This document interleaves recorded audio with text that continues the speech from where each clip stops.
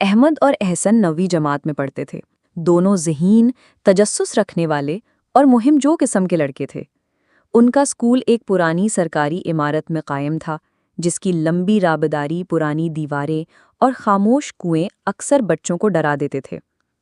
ایک دن اسکول کے چوکیدار کی زبانی مشہور ہوا کہ اسکول کی پرانی لائبریری میں بھوت رہتا ہے۔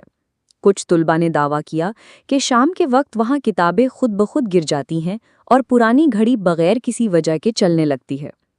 یہ سن کر زیادہ تر بچے ڈر گئے، لیکن احمد اور احسن نے فیصلہ کیا کہ وہ اس راز کو کھول کر رہیں گے۔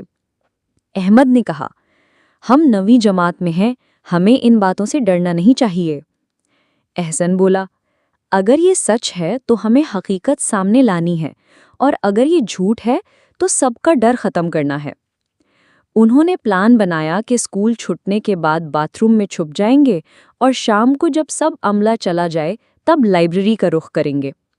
شام ہوئی، اسکول ویران ہو گیا، اب صرف احمد اور احسن موجود تھے۔ دونوں نے اپنی جیب سے ٹارچ نکالی، موبائل پر کیمرہ آن کیا اور دل تھام کر لائبریری کی طرف چل دیے۔ اندر ہر طرف اندھیرا تھا۔ اچانک ایک کتاب زمین پر گری۔ احسن نے کانپتے ہوئے کہا، یہ خود کیسے گری؟ احمد نے خود کو سنبھالتے ہوئے کہا، آؤ دیکھتے ہیں۔ انہوں نے دیکھا کہ ایک پرانا رجسٹر کھلا پڑا ہے اور اس کے نیچے ایک پرانا کاغذ رکھا ہے۔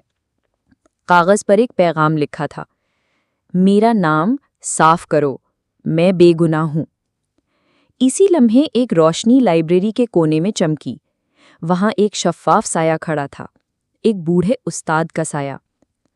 میں استاد وحید ہوں، سایہ بولا۔ سالوں پہلے ایک حادثہ میری کلاس میں ہوا اور مجھے اس کا الزام دے دیا گیا۔ میں شرمندگی سے مر گیا۔ اب میری روح بے چین ہے۔ احمد نے ہمت کر کے پوچھا، ہم آپ کی مدد کیسے کر سکتے ہیں؟ سایہ بولا، اس لائبریری میں ایک رجسٹر ہے جس میں سچ لکھا گیا ہے، اسے دنیا کے سامنے لاؤ۔ دونوں دوستوں نے شیلفوں کی دھول اڑاتے ہوئے وہ رجسٹر تلاش کیا، اور واقعی اس میں استاد وحید کی بے گناہی کا ثبوت موجود تھا، طالب علموں کے دستخطوں کے ساتھ۔ جیسے ہی انہوں نے وہ صفحہ نکالا، روشنی تیز ہوئی، سایہ مسکرایا اور آہستہ آہستہ غائب ہو گیا۔ اگلے دن احمد اور احسن نے وہ رجسٹر اسکول کے پرنسپل کو دکھایا۔ مکمل تحقیقات ہوئیں اور اسکول کے سب سے بڑے ہال کو استاد وحید ہال کا نام دے دیا گیا۔ اس دن کے بعد نہ لائبریری میں کوئی عجیب آواز آئی، نہ کوئی سایہ نظر آیا۔